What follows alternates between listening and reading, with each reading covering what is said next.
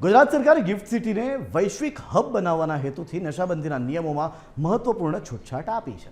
નશાબંધી અને આબકારી વિભાગના નવા નિર્ણય મુજબ ગિફ્ટ સિટીમાં આવતા પરપ્રાંતિયો અને વિદેશી મુલાકાતીઓ માટે હવે દારૂની પરમિટ લેવી જરૂરી રહેશે નહીં।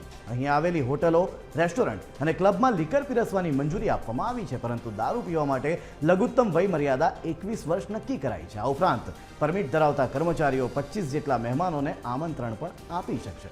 આંતરરાષ્ટ્રીય સ્તરે પ્રતિષ્ઠા વધારવા અને રોકાણકારોને આકર્ષવા માટે સરકાર દ્વારા આ મહત્વનો નિર્ણય લેવામાં આવ્યો છે।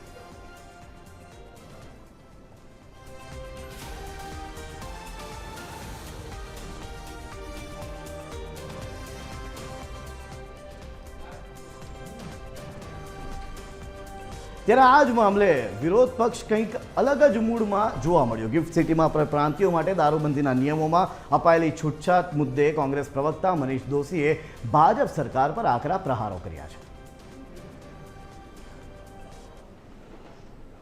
જે ગુજરાત શ્વેત ક્રાંતિના કારણે એટલે કે દૂધના ટેન્કરથી ઓળખાય એ ગુજરાતમાં આજે દારૂના ટેન્કર અને કન્ટેનરો ઠલવાઈ રહ્યા છે, એ દુઃખની બાબત છે।